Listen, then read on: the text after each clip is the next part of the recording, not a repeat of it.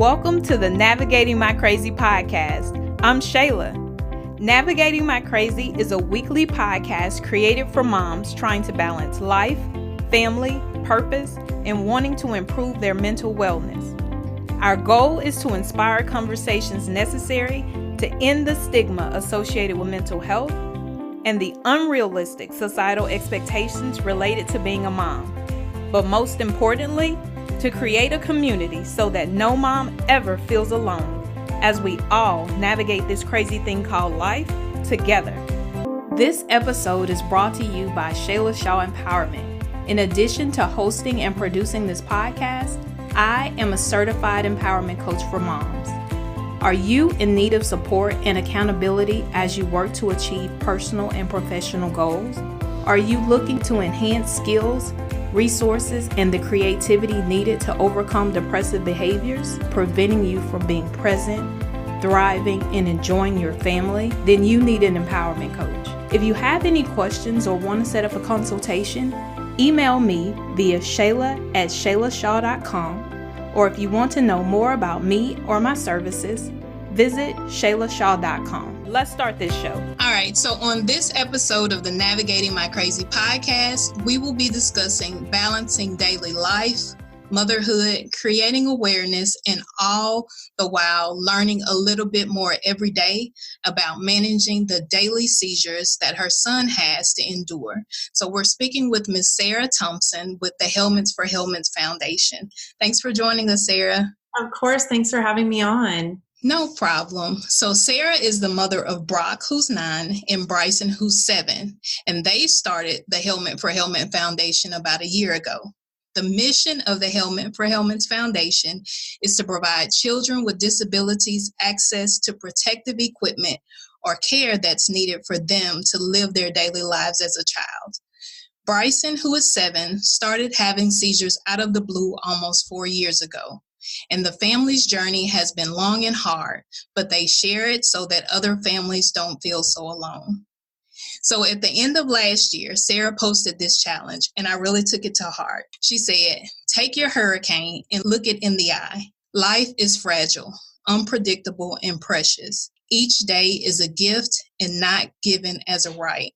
Challenge yourself to be the best version of you that you can be all the days of your life. And remember to always look behind you, beside you, and in front of you to see who could use a helping hand."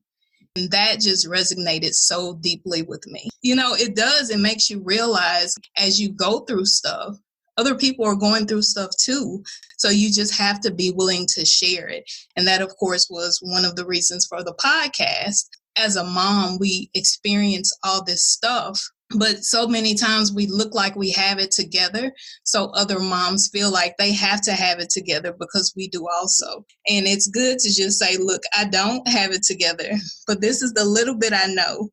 And if I put it with what you know, we just build from it. So thank you again for sharing that. Of course. Thank you. No problem. So just wanted to get into kind of the initial understanding of the seizures. So I remember just reading that you were saying that Bryson fell often.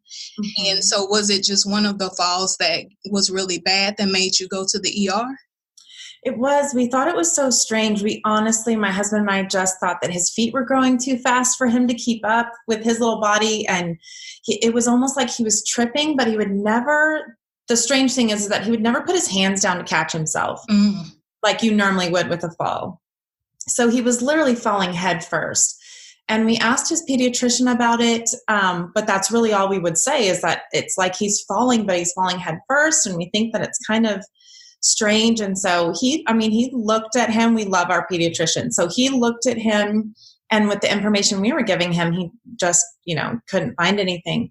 And then one of the falls, he was right before the fall happened. He was running towards me away from my husband.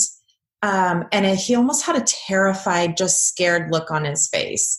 And then he fell over, and it was like a little shiver, like you were cold, but I noticed that shiver this time. I just thought, you have that mom instincts. I think we all do as parents, whether we listen to it or not. I think we all have those instincts that something's just not right. And so I actually called my friend who is a nurse, and just asked her, could this be a seizure? Because in my mind, a seizure was always the full grand mal seizing where your arms are tight and you're just jerking. And I had no idea that it could look like something like this. And she said, yes, that could absolutely be a seizure and you should take him in. And so that's what finally made us take him in. And they asked us all the questions that you would when you say, I think he had a seizure. And so that's just where it all began. Mm-hmm. Wow. And so I know a week after that was when was that the first time that he had actually had a grand mal seizure? It was, it was about a week and a half later. So the day after we went to the emergency room that first time, there's only one pediatric neurologist on the whole central coast of California where we live. And so she just fit us right in. She came in early and she got Bryson in immediately. And she put him on medication and she ordered all of the tests. And had we known now what we know then, we probably would have held off on putting him on medication right away. I know we would have. But he went on medication, and then a week and a half later, he had this full 15-minute long grand mal seizure. And then after the seizure was over, they call it the post-ictal stage, which you're still pretty much unconscious, was 45 minutes, which as a parent, it seems like forever. So that's kind of where it started. And we called the ambulance. Brock came, running in there playing outside, and we had talked to Brock a little bit. Let's see, he was only 6 at the time, so very young. And so we talked to him a little bit about what was happening with Bryson. And if you ever see him fall over and we're not out there, you need to come let us know. And so he did. And I saw him in the backyard, and I really thought that we had lost him. I didn't think that he wasn't moving at all. And so I flipped him over really fast, and his eyes and his lips were twitching. And Brock really was unbelievable. It was like he had been trained for this his whole life. At 6 years old, he ran and got my phone.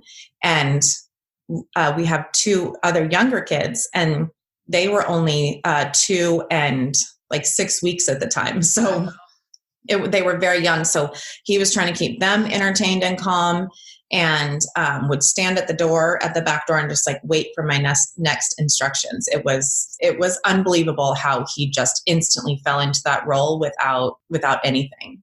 So when you went and saw the doctor, were there instructions that they had given you to prepare you for, as he had seizures, what you're supposed to do? So did you have any idea of what to do once that happened? A little bit. Yeah, they gave us basic first aid instructions. Obviously, call 911 because we're newly into this. Turn him onto his side so he doesn't choke. Choking on your tongue or swallowing your tongue is a myth. That doesn't happen. Yes, it doesn't happen. You can't. It's physically impossible to swallow your tongue, but you can choke on your spit when, your body is going through that. So you turn them over on their side so that they can't choke. You make sure that there's nothing in their mouth as carefully as you can. I've been bitten, I don't know how many times, but I don't care. I check that he has nothing in his mouth and that there's nothing around him. If he's on hard ground, put something soft under their head. Basic first aid instructions, but things that I'm glad that they told us because I wouldn't really know in that point to turn him over on his side, but thankfully we did. But that was about all that they told us, how to help him if he's having a seizure. But as far as, how this is going to affect him or anything, they really just have no clue. And it's not them, just everybody's brain is so different. Mm-hmm. That is one thing that is very hard when your child, when you first find out that this is happening, it's not like they have an ear infection, you take amoxicillin and it's gone. It's okay, well, let's try this and let's try that. It's all trial and error, which was probably one of the hardest things from the doctor's point of view that we had to come to terms with. I know early on you said about the medication, that there were medications that were given that you wish that he hadn't taken. Could you elaborate just a little more on that? We have really felt like since the beginning that the medication has obviously made it worse. So he was just falling over, once every month maybe, and it happened 3 times. And so then a week and a half later, now all of a sudden he's having these grand mals, and then they switch medication and they're trying all of these things, which is what they have learned to do, right? That's what they're taught to do. However, we just think that with Bryson, the medication has always made it worse. So actually now, after 4 years, we have tried everything that the doctors have told us to try. He's had surgeries. He's done all of these things. And 4 weeks ago, we started getting him off the medication for the first time. And so it'll probably take us about 6 months to completely get him off the medications, but we feel like it's something that we have to try. There's so many things that we have done what we're told. And now from the beginning, we have felt like this is one thing that we haven't wanted to do, but we've always followed doctor's orders, right? And they tell you to take a medication to get better. And, 9 times out of 10, that works. But we just really believe that this is something that we have to try and see what else is going on, since nothing else is working. Yeah, I saw the cute little pictures of him taking doing the acupuncture.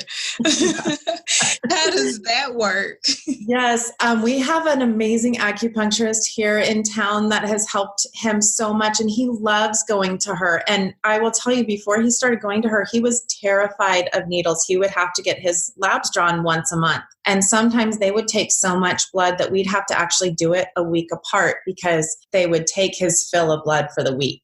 Wow. And so, after 35 vials of blood, he's done. And it would be about an hour of fighting with him, and sometimes just as hard as it is as a parent to hold him down. In hospitals doing IVs, you'd have to hold him down. He didn't like needles. He started with the acupuncturist, and we went to get his blood drawn after he had about 2 sessions with her, and he just sat there, gave him his arm. It's like she took his fear of needles away too. Mm-hmm. Wow. But she is so great about what's going on in his body. What does he need? Trying to clear those symptoms. We're seeing a naturopath too that thinks that he actually has, we're getting way farther down the line of your questions probably, but we started seeing a naturopath that thinks he actually has gut issues, that his gut is inflamed and not working properly. And that's what is causing the seizures. You're the first person really publicly we've ever told that to, but it's pretty amazing. And to think that all of this could have happened, and everything that he's kind of said has made sense from before the seizures have started. So it's going to be really interesting here in the next couple of months to see if this is true and if we can actually cure his seizures. Right. Because I know at one point I was reading, it was saying that he has sometimes up to 100 seizures a day. Mm-hmm. And I'm hoping that they're not grand mal. They're more of the beginning where he was falling. No, those 100 were all grand mal seizures. Wow. So he would start seizing, having full grand mals with the eyes rolling back, and then he would snap out of it. He would be out of it for about 15 to 30 seconds. And, he would smile and he would laugh at me and he would try to talk, and then he would go right back into it. It's just crazy to me. Even adults have approached me and said, I just don't know how he's doing it, because I will have one and I'll be out for a week. Just to put it in perspective, our neurologist actually told us that when you have one seizure, it feels like you have run a marathon with the worst migraine you've ever had. And at the end of that marathon, you get hit by a semi-truck. And that's what your body feels after one seizure. So imagining he's having, 9 of these grand mal seizures a day was a good day for him. And then he would go out and play in his baseball game or his basketball game. Right after all of this, he didn't want to miss anything. Wow. And so how is that for you? Because I know you said at the beginning you had a 6-week-old and a 2-year-old, and then you have, a 6-year-old, and, then your baby's having these seizures. So as a mom, how are you able to handle all of this? People ask me that a lot and just say a lot, like, I don't know how you're doing all of this, but I think as moms, we all just buckle up and go, right? We just do what we have to do. And it was hard to keep the other kids kind of in their same routine and make sure that they were getting the same attention that they deserve and they need also, and giving it to Bryson too. I'm thankful. My husband is a college football coach, and so they don't get any time off. They are constantly going. He is gone from 4 a.m. until midnight, a lot of nights. Mm-hmm. And so I'm so thankful that we have a head coach here that understands family and understands the importance of this, because he's even the recruiting coordinator. And the time that he had 100 grand mal seizures, he had to leave a recruiting dinner to get in an ambulance and drive 3 hours south to LA because they couldn't get him to stop. So I have a great tribe around me. I have, besides my family, I've really got an amazing tribe here in town. Our family is all 1,000 miles away in Portland. So I'm very thankful that I have that here. And just like I said in the beginning, just buckling up and know that this is what we have to do. And then I cry by myself when the kids can't see me, and I have my breakdowns for sure. And I think that as moms, we all deserve that time, and we all deserve to give ourselves that break of, you don't have to be on all the time. Like, it's okay to break down. It's okay to have that release. Right. Because I absolutely needed that. I needed to be strong, but then when I was by myself, I needed to have that release. And so I'm thankful I have people around me that understand that and do the same thing. That's good. I really like the way you put that, a release, because a lot of times we look at breakdowns as being negative or not normal or something that makes us weak, but a release, which is exactly what it is. When you cry and you're able to scream and do whatever is necessary, it does feel like a release. It helps you get your second wind to keep pushing. So I love that. Right. Yes. Yeah. Great perspective.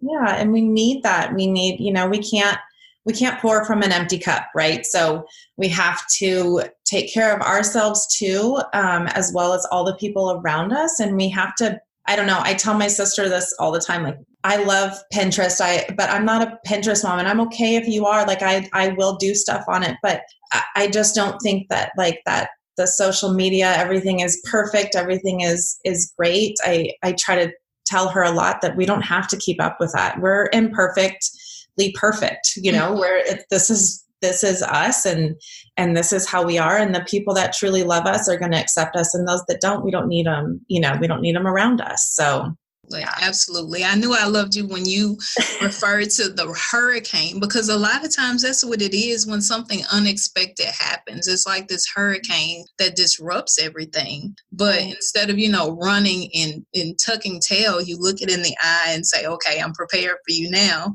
Exactly. And you get ready for it one more time. So that's amazing analogy. And so as far as your oldest son, Brock, working with he and his brother, how did they come up with the idea of saying, hey, this is what we need to do with the Helmets for Helmets? It was pretty amazing to watch the whole thing happen. We have a foundation here in San Luis that helps kids in our county, helps families of kids who are needing medical attention. They help with gas, food, lodging. When you have to go, we live in a smaller community, so a lot of kids here, there's no resources for parents to get our kids help. So we need to go 4 hours north to San Francisco or 3 hours south to LA. So they help with all of that. They help with extra things. So they got him, a Fitbit so we can monitor his sleep a little bit better. Video monitors so we can actually hear him.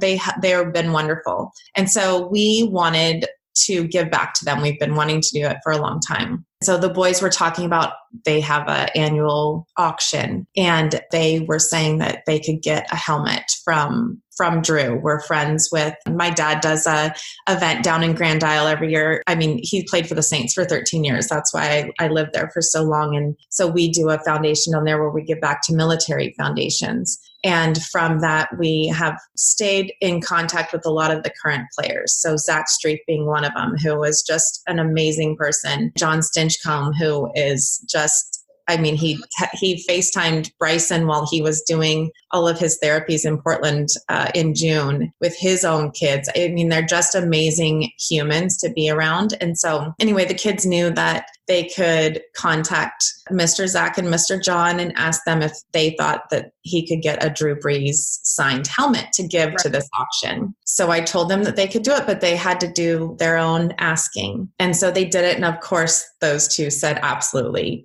easy. And you could just see the wheels turning in their head about what else could they do? How many more helmets could they get from my husband's college players who know people who are in the league to other coaches that we are friends with. And it was just amazing. I put it on social media, the first one, their ask, and tagged Zach and John in it. It honestly was from there that it just exploded. Mm-hmm. And so that's how it started. And they gave two helmets, a Drew Brees and a Tom Brady helmet to the auction here. But then they had so many others that they wanted to do their own, and they wanted to really be able to help kids across the world. They're starting in the US, and we've bought one helmet for a little boy in Canada, but that's how it all started, was really just them talking and starting with that one ask to Zach Streif. And then it just their wheels started turning, and they really do run this foundation. People laugh when I say this is the one time that they get to tell me what to do, and I try to do it for them. They really do run this foundation. They do all the asks. They'll take my phone and they'll text message people, or they'll take my husband Aristotle's phone and get in there and ask for helmets. I do event planning, and I did a wedding last weekend in LA for one of the Vanderbilt assistant coaches, and the head coach was there. So they walked up to him and approached him and told him what they were doing. I mean, they love it, and their heart is in it so much. They love seeing the kids who we can provide helmets for so that they can keep playing sports just like Bryson, and just doing what kids should be doing and living carefree and not limiting themselves because of, I always say that Bryson has epilepsy, but it does not have him. He is determined to beat this. And people say all the time, I would never know that he has anything going on. He's so positive, and this is just what he does. He'll have a seizure, and then he'll be he doesn't want to leave school even when he has a seizure. Right. So. And that's what I was thinking, because I know you said he's involved in sports and he plays baseball. So how was that for you, letting him do the things that he wants to do without you limiting him? Because I know as moms, I do it myself. You want them to be in this bubble so you can watch them and make sure that they're okay. So how was it for you, just letting him go ahead and play the sports and be at school and not have to come home after something happens? How does that work? For sure. That was really difficult, because we just want to keep them safe. And I knew that by letting him play sports and doing all of these extra things, that him getting tired like he does, he'll come home and he'll have more seizures at night. I just would know that would happen after a game or after practice. But we never once told him that he couldn't do anything. We had the doctors tell us that he probably shouldn't swim and he probably shouldn't ride a bike. We came home and we swam and he rode a bike.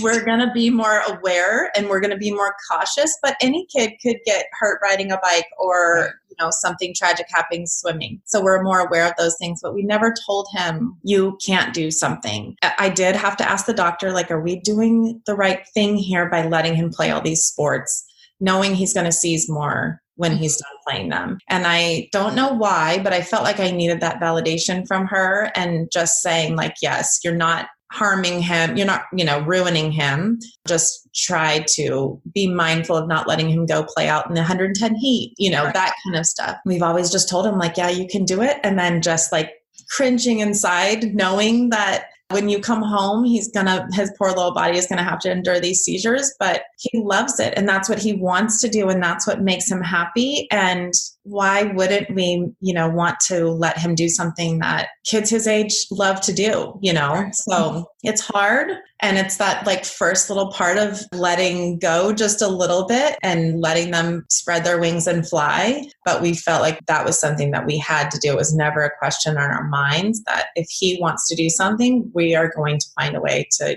get him to do it. Mm-hmm. And so what about school? Were there extra education that was needed for the staff there, or were they fully already prepared for his condition?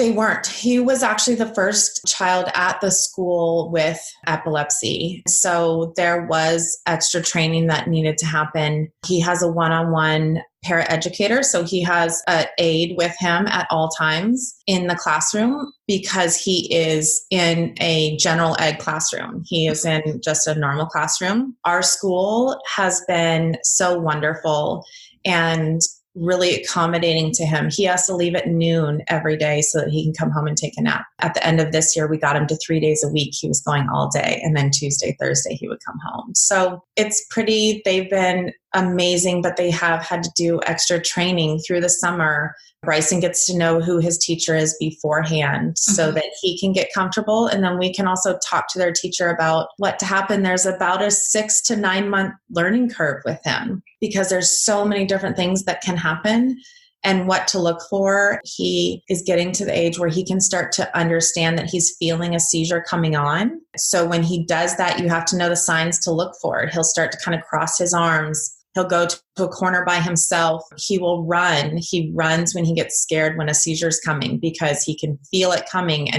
but he's kind of unconscious at the time. And so he's running through the school and I can make it to school in 4 minutes and I dare a policeman to pull me over at that point for flying down the road. But he's running through the school because he's scared. And so they've had to have training on all of that, how to hold him properly and all of that. I always say, I'm not the mom that's going to sue you. You do whatever you need to do to keep him safe. I know that they're there for his best interest. And so they've just really been amazing at taking that extra step in all of that training.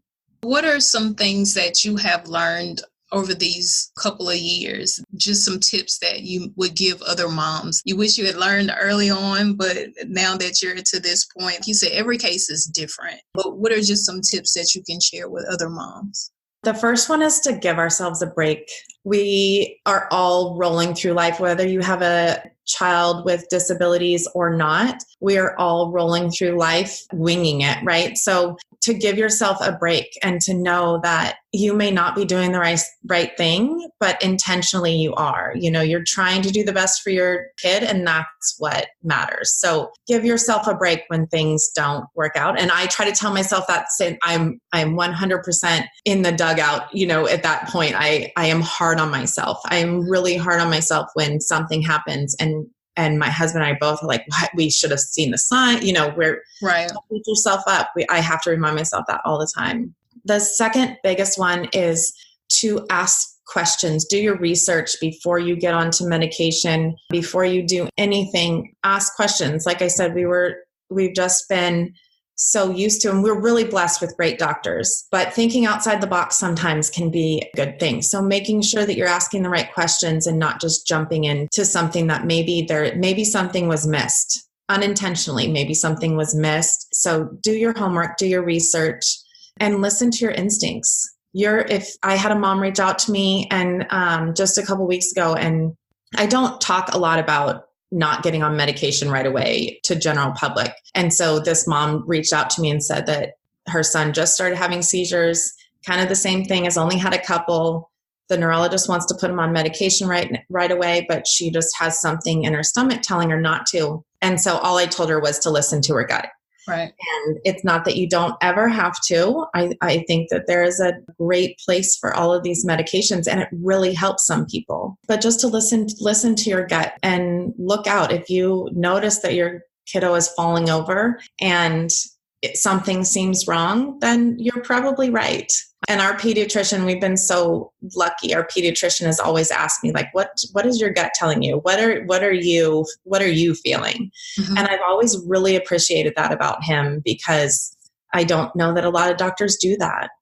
Right. I agree. No, yeah. They don't. And even just on the post that, of course, I follow, the Helmet for Helmets, and everyone wants to give advice and everyone has these ideas. So sometimes it is hard doing all of the research and then listening to other people, and then, just trying to weed out what's noise and what's not noise, and understand what's better for your particular child and your particular case. Yes. Yeah, exactly. Yeah. So many people, after The View came out, so many people were were emailing us and messaging us, telling us to try CBD oil, and he's been on CBD oil for 3 years, and everybody that needed to know knew even before it was okay to give it to them. And all of our doctors knew and agreed that that was the next step.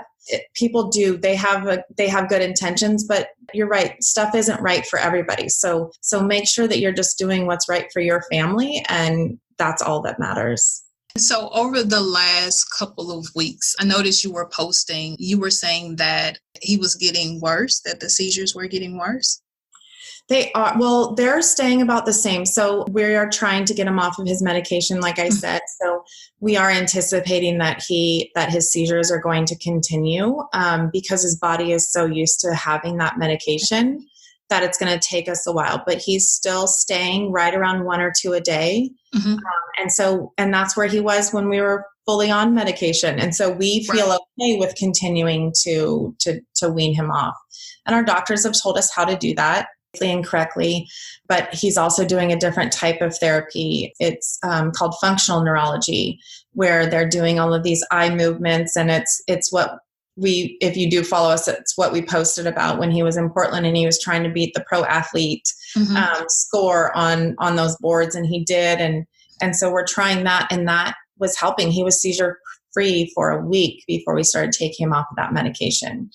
But it is scary because the post that you're speaking about, he just a little bit about Bryson. He had the vagal nerve stimulator implanted 1.5 years ago. And after that was implanted, about 99% of his seizures were in his sleep and still are. Right. They're almost all in his sleep. In January, the doctors called us after a video EEG and at 9:00 at night and told us to take everything out of his bed because he was not having brain waves from what they saw after every seizure for 9 to 30 seconds. Wow. 9 to 20 seconds is what they said, but sometimes they were longer. And so she told us to take everything extra out of his bed, because what happens when you don't have any brain waves is there's nothing telling your body to breathe. Right. And there's nothing continuing there. And that's how people, it's called SUDEP, SUDEP. And it is like SIDS for epilepsy, where you pass away in your sleep. That has always been our worst fear. It's always been our fear that was going to happen.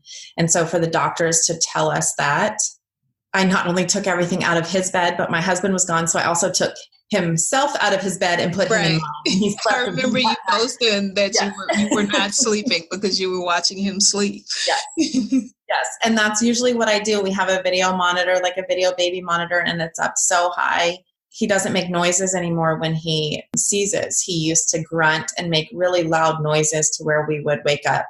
Now we just have to listen to his breathing change. And so it is hard to get sleep because I sleep so lightly just in case that does happen. And I made that post. It was hard for me, like I said, to talk about that because I didn't want it to be our reality. I don't know why, talking about it sometimes makes it real, right? But after what had happened with the Disney star. And he's gotten some flack on some of the boards, which is really sad, for not talking about epilepsy and not talking about that he had that. And that's his own personal, that's his own personal choice. There's a lot of people with epilepsy that you would never know because that's how they feel they need to live their lives. Right. They feel like maybe it won't help them in their career. There's a stigma still attached to it. People are scared of it.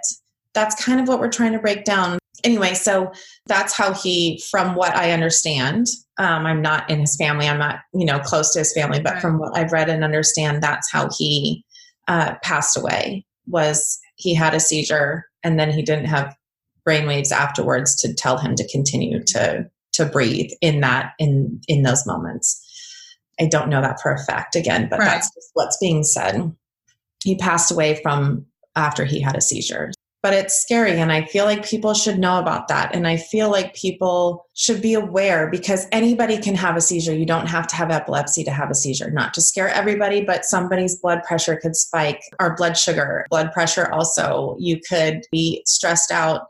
It can happen to anybody. So I just feel like people need to be aware and that's why we do what we do. That's why we share, so that people do know. I had a parent acquaintance on Facebook reach out to me last week saying that their granddaughter had a seizure in the park. And if they wouldn't have read all that we've gone through, the small tips that we do put on there, that they wouldn't have known what to do. And so I'm thankful for that. That's why we continue to do this. And as hard as it is to share, I knew that I needed to share that. Yeah, that's awesome. This is just for my own information as well as others. So have they understood the why behind, like, is it heredity? Is it just, have they determined anything behind it? They haven't. And he's been such an unknown that's why we've always felt like we have to try different things. Mm-hmm. Some people immediately get on medication and it helps them. They're good. They are seizure free for years and years and years, which is amazing. Mm-hmm.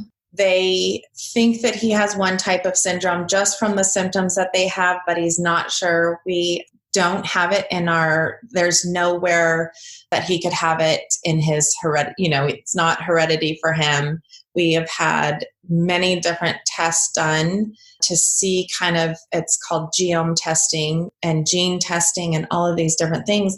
And it all comes back inconclusive. And my same sister, I have 3 sisters, but my same sister I was speaking about earlier, she told me over the phone, and I was so upset because you want an answer so bad. Right. And you don't want it to be bad, but you just want something concrete to hang on to and say, this is what he has and this is why.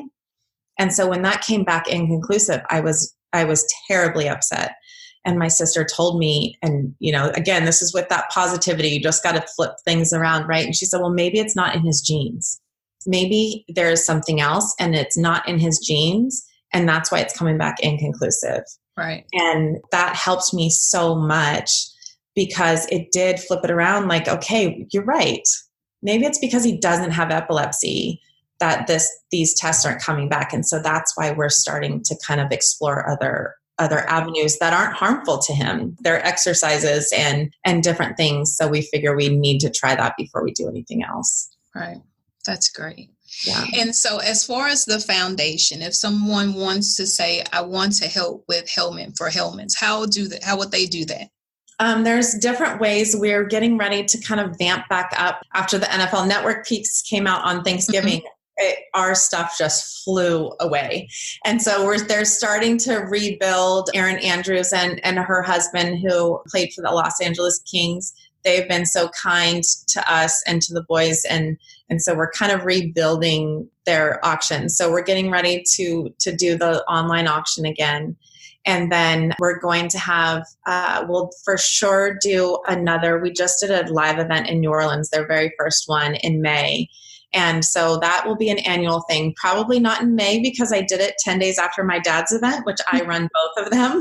Right. And so that was a lot for me in a matter of 15 days. I kept saying that if I can make it through May, I'll make it through anything, but that will be an annual event. We just are going to change the date a little bit. So coming to one of those events, they can go to their website and look at all of the items that they have had and that we're kind of putting back up there. And there's also a donate button, or they can donate. We've had people send us helmets that they've had in their man closets or dens or whatever, and say that we'd rather, give this to you guys to do that, which is so kind of people. Through the donations, then the other organization is able to use the monies to provide the necessary things for the kids that need them, right? No, we actually do that. So we still give to Jack's Helping Hand, which is the original organization that helped Bryson, but they only help kids in our county here. And so the boys wanted to become their own foundation. And so we actually purchase helmets for the kids. We've done a couple in Louisiana, a couple in Florida, Texas, Las Vegas, and Canada even. And so we get to do that on our own. So the money that is donated to us goes to buy the helmets to help protect the kid's head. And those helmets, they really range from anywhere between like $250 to $6,000 a piece. It just depends on what the kids need individually. The parents fill out an application and we help them as much as possible. Absolutely. So give everyone the social media information so that they can follow the page and hit the donate button. Okay, it's all of it is Helmets with an S, so it's all plural. Helmets, the number 4, and Helmets. And that's actually their website too. It's all of it. So Facebook, Twitter, and Instagram is what we have, and then their website as well, which has all of the videos that they've done and shows that they've been on to help more kids. So it's awesome. I'm really proud of them as a mom. I'm telling you, this really is their thing. They run this thing like crazy, and it's just so awesome to watch them do it. Yes, and it's awesome for someone so little like Bryson and Brock to not be so focused on what's going on with them, but then to kind of go outward and want to help others. That's amazing. So kudos to you and your husband for bringing up these amazing little men. So thank you so much, Sarah, for joining the podcast and sharing this information. I'm so thankful and grateful to you. Thank you so much for having me on. Thank you for listening to the Navigating My Crazy podcast. Don't forget to send all of your questions to questions@navigatingmycrazy.com, or you can complete the form on our website at navigatingmycrazy.com/contact. Also, join the community and chime in on the conversations by liking and following Navigating My Crazy on Instagram, Facebook, and Twitter. Subscribe and rate us 5 stars on iTunes or your favorite podcasting platform. Moms, have a great week and get ready for our next Talk It Out Tuesday.